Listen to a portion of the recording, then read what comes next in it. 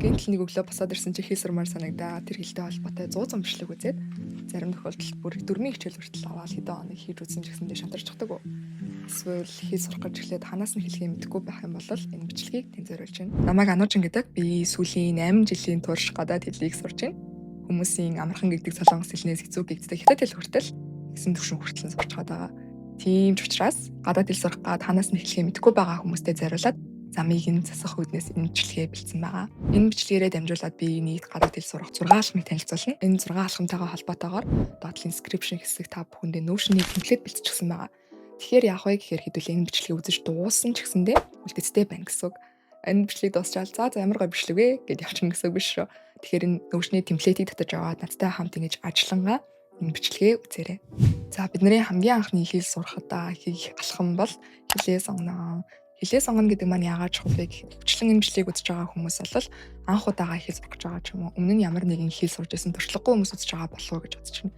Хэрвээ танд ямар нэгэн хэл сурж байсан туршлага байхгүй байх юм бол амархан хэлнээс хэлхийг бол зөвлөж байна. Яагаад гэх юм бол хэрвээ хэцүү хэл бариад авчих юм бол жишээлбэл хятад хэл бол айгүй хэцүү хэл шүү дээ тий. Хятад хэлийг ингээ бариад авчих юм бол өдөр болгоно нөгөө хятад хэлийг юм айгүй тийм ачаа шиг санагддаг байхгүй юу?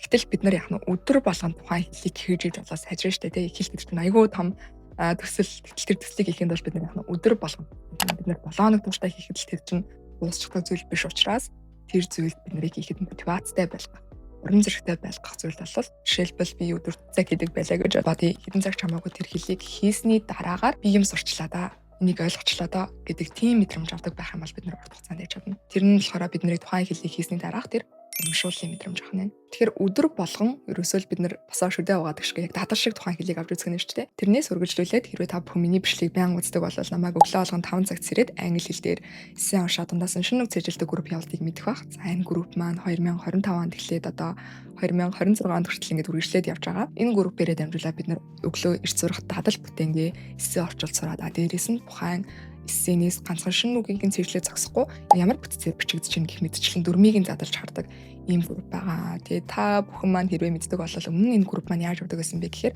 анхан шатны групп гэж явдаг. Дээрээс нь анхан шатныхаа дөрмийг мэддэг байх юм бол шууд IELTS орчуул явчихдаг гэсэн. Тэгээд одоо энэ сараас болохоор яаж өөрчлөгдөж байгаа вэ гэхээр анхан шатад дуусчихсан бол тэгэхээр дунд шатны гэдэг тийм эссений групп нэгдэж байгаа. Тэгэхээр анхан дунд агсан гэдэг тийм 3 тусдаа уншлагын групп нэгдэж байгаа гэж та ойлгож байна. Тэгээд энэ уншлагын маань зорилго болохоор хэлийг хүнд яг л дадар шиг хүлээж авах тийм зорилготой. Жишээлбэл өглөө босоод яг л 1 цаг би ингэж уншлагаа хийгээд тэгээ цаашаа ингэж ажилдаа яваад гэд амьдралынхаа нэг хэсгийг болно гэсэн ямар нэгэн дарамтгүйгээр энэ айгүй том хичээлтэй бүхэл бүтэн энэ хичээл үзэж байгаа шүү би ингэж байгаа шүү гэдэг тийм дарамтыг өгөхгүйгээр яг л жимд явдаг шиг яг л шүдэ угаадаг шиг яг л амьдралынхаа нэг хэсэг байгаасаа гэж бодсон үднээс энэ уншлагаа явуулдаг тэр 1 цагийг бол маш үр дүнтэйгээр дөрмөө үзээ шинэ үгээ үзээд бодит амьдрал дээр их тэр эссийг орчуулад тэр бодит амьдрал дээр тэр шинэ үг болон дөрмүүд нь яаж орж байгааг тэр эссигээр дамжуул ойлгох ийм групп байгаа шүү. Тэр энэ группт маань орох хүсэлтэй хүмүүс байх юм бол батлын description хэсгээр бүртгүүлээрэй. Тэгээд үүн дээр нэмээд хэлэх юм бол манай анхан шатны групп бол арай өөр мэргэжлийн багштайгаар явдаг. Яагаад гэх юм бол би өөрөө хувьдаа одоо англи хэлний ягсан төвшөнд хүрчихсэн учраас анхан шатны дөрмөөс нэлээд холцчихсон. Тийм учраас анхан шат зааж байгаа хүмүүс маань илүү мэргэжлийн хүн байх юм бол сайн суурь тавьчих болов уу гэж бодсон үднээс анхан шатны багштай байгаа. Би өөр болохоор дунд агсан шатныхаа хичээлийг ороо явах шүү. Тэгэхээр тэрийг бас та бүхэн маань анхаараарай. Түүнчлэн Any Bloom буюу гадаад хэл сурдаг community-га бид нар англи хэлээр хагаа зогсохгүй маш олон хэлнүүдийг бол нэмэхээр ажиллаж байгаа. За хамгийн их нэмэгдэж байгаа хэл маань энэ сараас эхлээд хятад хэл байгаа. Хятад хэлний HSK 4 болон 5-ын уншлага бол энэ сард нэгдэж байгаа. Тэгээ цаашдаа болон солонгос хэл, франц хэл гэх мэтчлэн маш олон хэлнүүд нэмэгдээд явна. Тийм учраас манай Instagram хаягийг ч гэсэндээ дагаад хүлээж байгаарай. Тэгээ Any Bloom гэдэг хуцаараа бид нэр гадаад хэл сурахтай холбоотой маш олон типүүд их болцдог байгаа шүү. За тэгээд амархан хэл гэдгээс үргэлжлүүлээд жишээлбэл би одоо монгол хүн би монгол хэлний суртай байх юм бол ямар хэлнүүд амархан хэлнүүд байж чадах вэ гэхээр алтай хязгаарын хэлнүүд. Яагаад гэх юм бол монгол хэл маань өөрөө алтай хязгаарын хэл шүү дээ. Жишээлбэл солонгос хэл, турк хэл гэх мэтчлэнгээр солонгос хэлний хувьд л тэрхээрээ бид нар зөвхөн дөрмийг нь үзээд шинэ үгнүүдийг нь цэжилтгсэн байгаа тохиолдолд бол яг л монгол хэлтэй яриад авах боломжтой гэсэн. Дөрвөн үзэгтэй ч гэсэндээ бид нар солонгос хэлний дөрмүүдийг монгол хэлтэйгээ шууд ингэж нийлүүлээд ярих, холбоод ярих, логикоор нь холбоод ярих боломжтой. Тийм учраас энэ хэлнүүдээс эхлэх юм бол бид нар зандаа математикаар сурах боломжтой.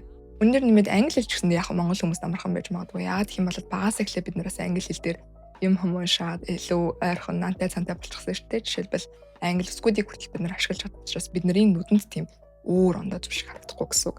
Харин хятад хэл ч юм уу өөр одоо ханзтай хэлнүүд байдаг шүү дээ. Яг солонгос хэл ч гэсэндээ ханзтай ч гэсэндээ хятад хэлний ханз бол япон хэлний ханз бол үг болгон дээр өөр өөр байдаг. Гэтэл бид нар нэг нүдэнд байдаг одоо тэр зурлагуудыг унших болон цуулж бичсэн юм уншдаг бидний тэр одоо нүд чинь өөр шүү дээ тийм болохоор тэрийг бас харгалзаж үзээд илүү амархан хэлийг сонгох юм бол урт хугацаанд бацтай байж чаднаа.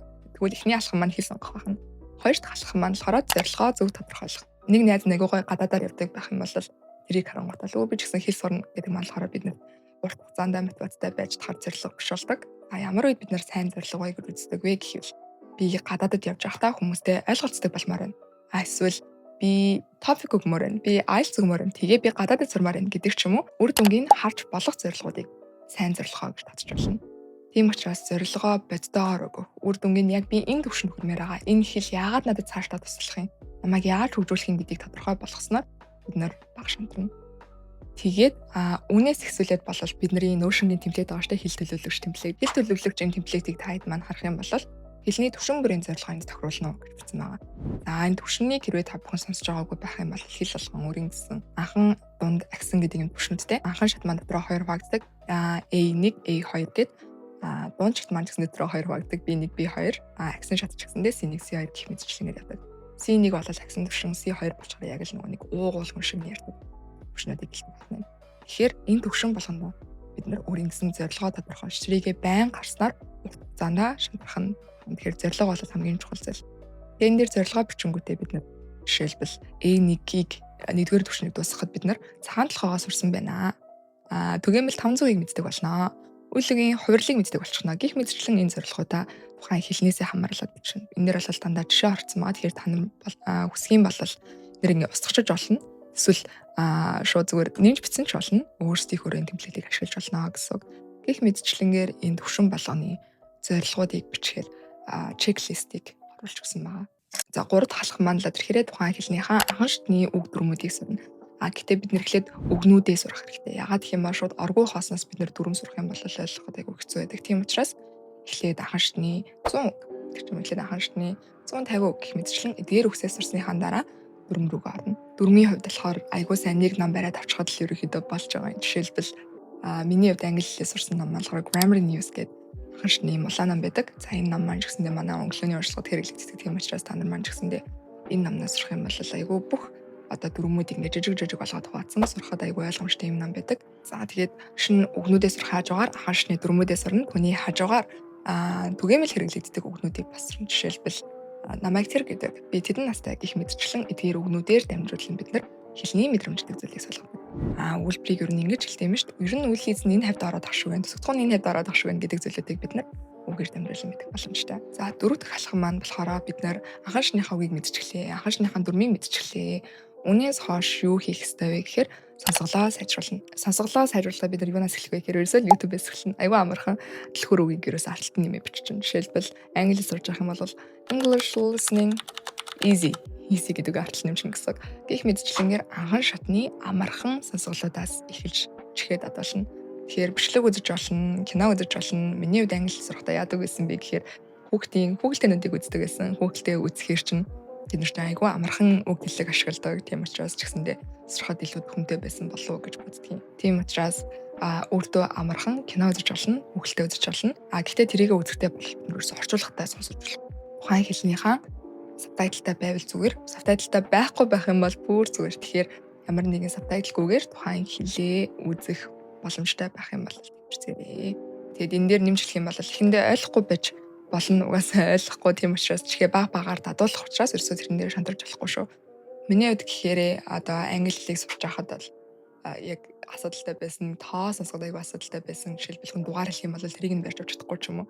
Тэгэнгүүт тэрийг ингээ багаар тасалж авангуудаа жишээлбэл English numbers гэж YouTube-ээс ангуудаа зөвхөн тооны талаар сонсдог ч юм уу. Яг л тэр асуудалтай байгаа хэсгүүдээ ингээ дангаар нь илүү татчихсан. Тэгэхээр тэр нь ч гэсэн надад дараа нь илүү сонсголт маань бас болсон болов уу гэж боддیں۔ Тийм учраас та нар маань ч гэсэндээ яг бүгдийг нь ойлгохгүй ч гэсэндээ яг зарим хэсгүүдээр жишээлбэл хүний нэрийг сонсохдоо ч юм уу эсвэл зарим тоо миний сайн хэлсэн шиг зарим тоог сонсохдоо эсвэл хаяг сонсохдоо хэцүү байх юм бол addresses in English ч юм уу YouTube-ээс сайгаа зөвхөн тэр хэсгүүдээ татаж сонсох юм бол илүү үр дүнтэй болов гэж бодож байна. Дараагийн алхам маань болохоор 5 дугаар алхам. Уг нь бол энэ алхмыг бол хэл сурахад хамгийн ихний алхам болгож зөвлөдөг хүмүүс ч байдаг. Энэ бол ярих. Хүүхэд яаж хэл сурдаг вэ гэхээр ерөөсөө ээж автайгаа юм ярьсаар гаал тгээ сурчдаг штэ тий. Бидний хувьд л ирэхээр тийм тохгүй бүс рүү очмооргүй байгаа. Ерөөсөө гэртээ сайхан ганцаараа яж байгаа л хэл сурчмаар байгаа учраас яаж нь ярих гэдэг хэсгийг хийх вэ гэхээр түрүүний YouTube-ыг үргэлжлүүлж үзнэ. YouTube-ыг үргэлжлүүлж үзнэгээ бид нар дунд нь зогсоогоод араас нь shadowing method гэж байдаг шүү дээ. Shadowing method гэх юм бол тухайн хэлнийхээ одоо хэлснийхэн дараа нь араас нь татаж ярина гэсэн. Тийм бол бидний амны булчин хөгжнөө. За бидний амд бол булчин байдаг ахна тий. Бидний булчин бол өөрийн гэсэн санах байтай. Жишээлбэл бид нар үг зэжлэхдээ ингээд үгээ бичиж зэжлэх тийм үү. Үгээ бичихэд бидний тарих ажиллахгүй байсан ч гэсэндээ бидний гарны булчин суудаг. Тэгээ дараа нь бид нар тухайн үгээ бодохгүй байсан ч гэсэндээ бидний гар өөрийн мэдлэгнгээ биччихдэг штэ тий. Тэгэхээр бидний булчинд бол өөрийн гэсэн санах ой байдаг. Тийм учраас аманд ч гэсэн өөрийн гэсэн санах байдаг. Тэгэхээр тэр үгийг дагаж хэлээ, тэр өгүүлбэрийг дагаж хэлээ, тухайн хүнийг дагаж хэлэх юм бол бидний амны булчин ажиллаж бидний амны булчин шинүг маань суун гэсэн. Тэгээд харьцангуй гайгүй булчих юм бол хэдүүлээ юу хийж эхлэх вэ гэхээр өөрийгөө рекорд хийж эхэлнэ. Рекорд хийж эхлээд нэг сэдвийг барьж аваад нэг өдөрт 1 минут ч юм уу ярьж эхлээд өөрийгөө сонсоод өөрийнхөө алдагдсаад гих мэдчихлэнгээр бол яриагаа тасралтгүй ярьж сурна. Энэ хүртэл бол та бүхний чадвар нэлээд сайжирчихсан байх болов уу гэж бодож байна. Яагаад гэвэл анхан шний дүрмээ мэддэг, анхан шний үгээ мэддэг. Дээрээс нь сонсголоо харьцангуй сайжруулчихсан байгаа даа шүү дээ. Одоо хэдүүлээ ярьж байгаа буюу энэ хэсгийг л тавчих юм бол амьдралын энгийн ярианд бид нар ямар ч асуудалгүй fluent гэж ярьдаг шүү дээ. Ус цас ирж чаддаг болох алхам байгаа шүү. Тийм учраас энэ алхмыг бол заавал хийх шаардлагатай. Shadowing хийгээд хангалттай гэж бодох юм бол өөрийгөө рекорд хийж бичнэ. За тэгээд одоо ингээ өөрийгөө рекорд хийсний дараа тодорхой хэмжээний өөрийн гэсэн өөртөө их ихтэй болчихж байгаа шүү дээ тий. Яг энэ үедээ бид нар яах вэ гэхээр speaking club ч юм уу явна гэсэн. Speaking club яваад өөр хүмүүстэй ярьж үзээд за болж өгөх юм бол Omegle энэ байдаг шүү дээ. Одоо гадаад хүмүүстэй ярих ч юм уу тийм боломж авах юм бол нэрийг алхах хийх гэж оролдоно. За тэгээд 6 дугаар алхам буюу хамгийн сүүлийн алхам болох тухайн хэлд мастерлах алхам маань тухайн улсын соёлыг сурна. Соёлыг сурна гэдэг маань болохоор янз бүрийн сэдвээр тухайн хэл дээр юм уншина гэсэн. Солонгос хэлэнд жишээлбэл бид нар үеийнхээ хүмүүстэй болон ахмад насны хүнтэй хүндэтгэлийн хэлээр ярьдаг. Тэрийг хэрвээ мэдгүй те үеийнхээ хүнтэй юм чинь шууд хамаагүй ярьдаг штэ гэж бодчих юм бол тэр маань дараа нь бид нар тэр устд очиод ч юм уусэл тэр хэлэнд одоо агсан төвшөнд төрөхөд бол бид нарт асуудал болтгоо гэсэн. Тэгэхээр тухайн улсын соёлыг судлана. Соёлыг судлахдаа бид нар хвчлэн мэдээ уншвал зүгээр мэдээ уншингаа тэр мэдээн дээр одоо ямар шинэ өмнөд байнга тогтсон тэрийг цэвэрлээд тэгээд илүү тухайн хэллийг улсыг мэдэрсэн суурин дээр тухайн хэллээ болол илүү гүнзгий хөгжүүлэх боломжтой. Миний хувьд л тэрхээр тухайн хэл дээр ном унших туфтаа. Ном нь бол тухайн улсын соёлыг авч явдаг гэж боддог. Тэгээд нэг одоо жишээлбэл би номыг бариад авчих юм бол тэр сэдвэрээ маш олон төрлөختтэй болдог. Жишээлбэл түүхийн ном бариад авчих юм бол түүхтэй холбоотой тэдгээр дундад 100 өөр сэргэн мандалт ивэ гэх мэдчлэн энэ өгнүүдийг болол тухайн стресс барьж авах илүү боломжтой болов гэж боддог. Манай өглөөний уншлага дээр бол бид нэг IELTS эссенүүд уншдаг штэ. Эссэгээр дамжуулан бас айгүй их түүхийн мэдлэг тухайн одоо салбарын шинэ өгнүүдийг мэдэх боломжтой гэдэг. Жишээлбэл нэг өдөр бид нар галтрэгтэй холбоотой маш бол галтрэгний үед анги одоо хөдөлгөөр мөдлгөөр гэх мэдчлэн айгүй тийм рандом олон төрлийн шинэ өгнүүдтэй болдог. Гэх мэдчлэнгээр та нар маань ч гэсэн ихээ сурахтаа тухайн ямар нэгэн сэдвийн шинэ өгнүүдийг барьж аваад зэжлэх юм бол илүү хүнтэй байгаа.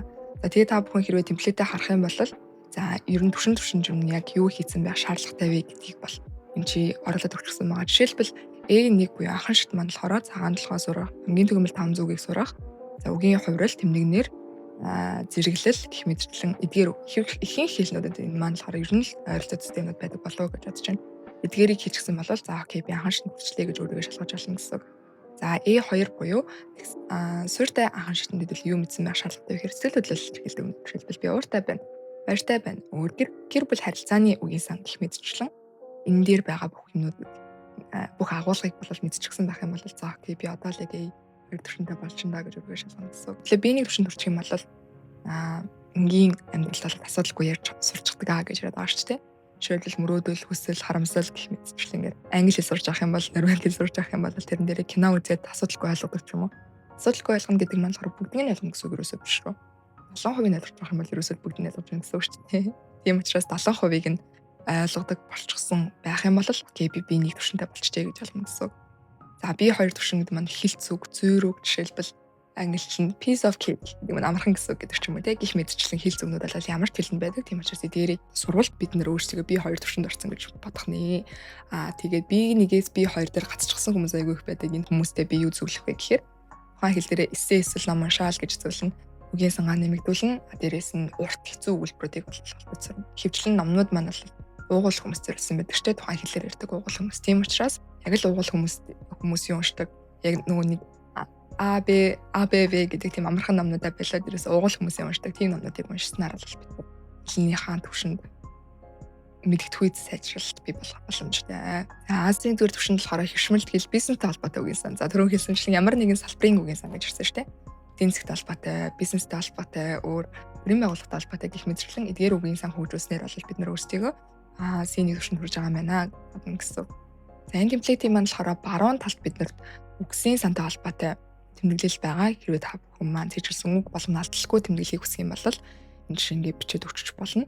Дээрээс нь дүрмтэй холбоотой бас үгнүүд байгаа. За тэгээд дээрээс нь дүрмүүдээ хэдүүл энэ чинь оруулаад өгч болно. Одоо хэл болгохоор болохоор энэ чинь ямар нэг жишээ оруулаагүй. Жишээлбэл present simple гэдэг ч юм уу тийм англи хэлэн дээр. За их сурвалж гэдэг хэсэг дээр бид нөр өөрсдийнхөө тухайн одоо төвшин хийхэд хэрэглэх их сурвалжууд олддог. Жишээлбэл Duolingo байж болно, ном дээр Grammar News байж болно, подкастн дээр BBC Learn English байж болно гэх мэтчлэн ингээд нэрийг оруулаад өгчих юм бол дараа нь ингээд байнга энэ ханаас юу хийх бэлэг нэрийн эргэлзээг адилхан гэсэн. За E2 дээр ч гэсэн адилхан. Хичээл одоо үгсийн сангаа оруулаад өгчин, дүрмээ оруулаад өгчин, их сурвалжуудаа ч гэсэн оруулаад өгчин гэх мэтчлэн ингээд. Тэгээд түрүүний ярьсанчлан одоо юу төвшин болгон дээр бол хийж байгаа их сурвалжууд нь жоохон өөрөөр байгааг харж байна те. Одоо жишээлбэл их сурвалж дээр бид анхан шатн дээр номноос сурч исэн бол дуун чатан дээр илүү нөгөө нэг сонсох чадвараа сайжруулахын тулд хөгжим, подкаст, кино орж ирж байгааг та бүхэн харж байгаа.